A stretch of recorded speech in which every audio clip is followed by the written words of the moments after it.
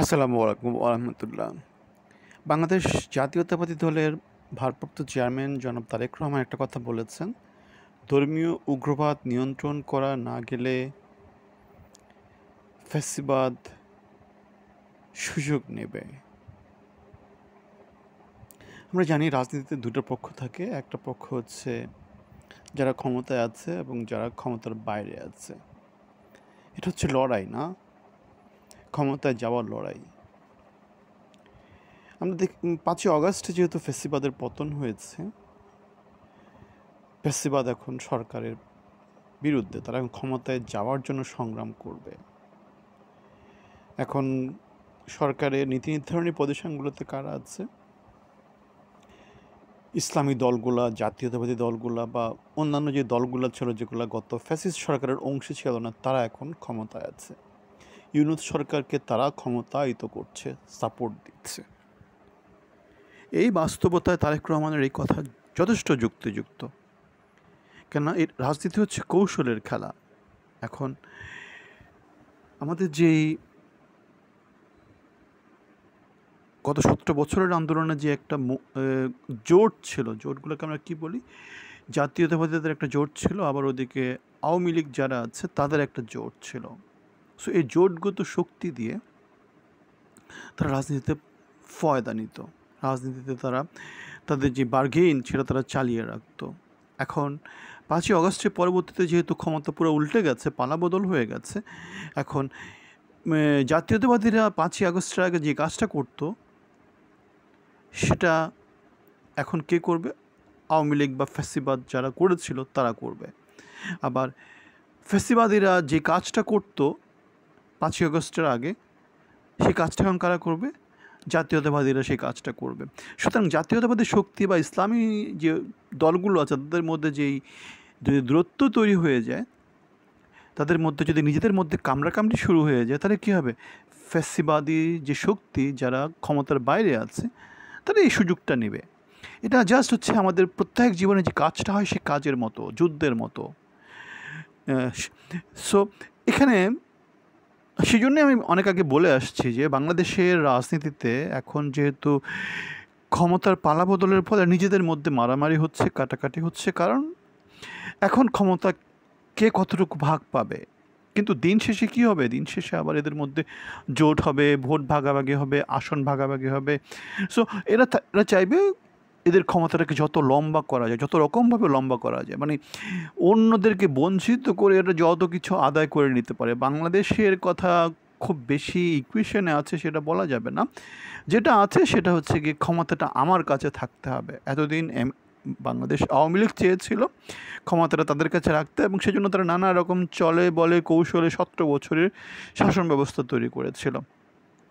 এখন জাতীয়তাবাদী শক্তি এবং ইসলামের শক্তি এদের মধ্যে তো ঐক্য ছিল গত 17 বছর। এখন এই ঐক্যটাতে যদি ফাটল ধরে তাহলে কী হবে? এদের শক্তি কমে যাবে, এবং শক্তি কমে গেলে তখন সে শক্তিটা কারা পাবে? সে শক্তিটা ফ্যাসিবাদ যারা সরকার থেকে পতন হয়েছে তারা সে শক্তিটা পাবে, এবং সে শক্তিটাকে তারা পুঁজি করে তারা কী করবে?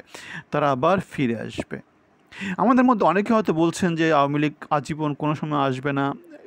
এগুলা মানে যারা বলছে তারা দেখবেন যে চুনুপুটি 2-1 5-6 জন মানুষ, কিন্তু যারা সত্যিকার রাজনীতি বুঝে, যারা সত্যিকারের খেলোয়াড়, যারা অনেক পাকাপোক্ত, যারা দূরদর্শী, তারা কিন্তু বুঝতে পারছে যে কী হতে যাচ্ছে, কী হবে।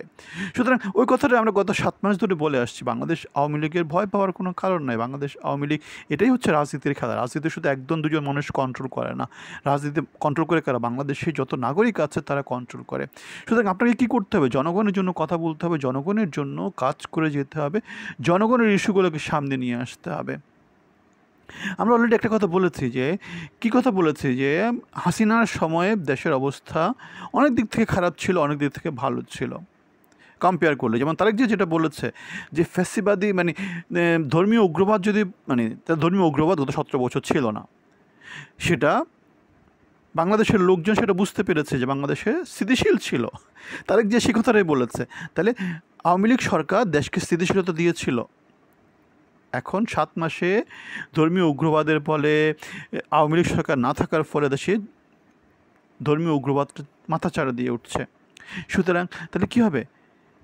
দেশ মধ্যে অস্থিতিশীল জনগণ, দেশের জনগণ সেই জিনিসটা পছন্দ করছে না, পছন্দ করবে না। স্বাভাবিক, হয়তো যারা ধর্মীয় লোকজন তারা হয়তো পছন্দ করছে, কিন্তু দেশের বড় একটা পার্সেন্ট 70, 80, 90% হচ্ছে কি শান্তি চায়। সুতরাং তাহলে দেখা যাচ্ছে দেশের লোকজন এবং দেশের লোকজনের ইন্টারেস্টকে পুঁজি করে যে কোনো সময় কী হতে পারে, দেশের রাজনীতিতে প্রভাব বিস্তার করতে পারে।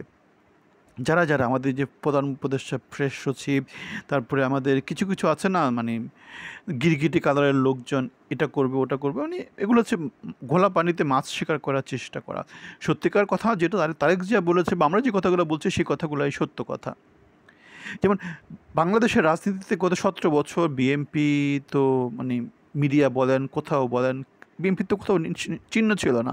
তারেক জিয়া ভাষণ দিতে পারতো না, কথা বলতে পারতো না, তার কোনো বাণী প্রচার করা হতো না। মানে এখন শেখ হাসিনার ক্ষেত্রে যেটা হচ্ছে, সো তারেক জিয়াও বা বাংলাদেশ জাতীয়তাবাদী দলও মোটামুটি একই রকম কোণঠাসা প্রতিষ্ঠানে ছিল।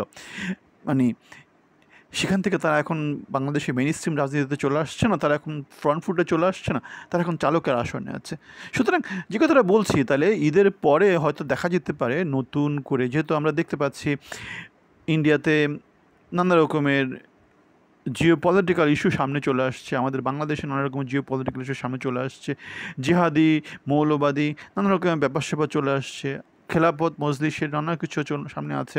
সুতরাং এগুলো নিয়ে ঈদের পরে যেটা দেখা যেতে পারে, হয়তো ইসলামী দলগুলো তাদের আন্দোলন কমাতে পারে, বাড়াতে পারে, ডিপেন্ড করছে তারা কোন দিকে খেলছে। তারা কি বাংলাদেশের স্বার্থে খেলছে, নাকি জাতীয়তাবাদীর স্বার্থে খেলছে, নাকি ফ্যাসিবাদের স্বার্থে খেলছে, কোন দিকে খেলছে। মানে প্রত্যেকেই তো খেলে, এখন খেলাটা কীভাবে খেলে, তার স্বার্থটা দেখে খেলে।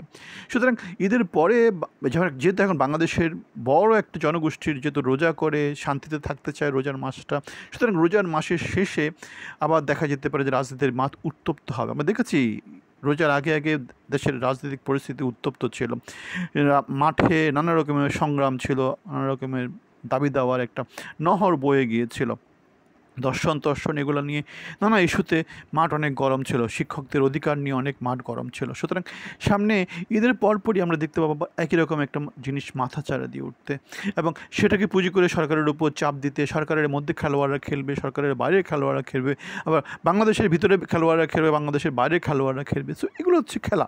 এখন এই খেলা দিয়ে কে কতটুকু চাপ দিতে পারে, কোন দিকে চাপ দিতে পারে, সেটা দিয়ে হয়তো রাজনীতির গতি প্রকৃতি ঠিক হবে। সো আমরা যদি ভুল কিছু বলে থাকি জানাবেন, ভালো থাকবেন, আমাদের চ্যানেলটা সাবস্ক্রাইব করবেন, আপনাদের জন্য অনেক শুভকামনা।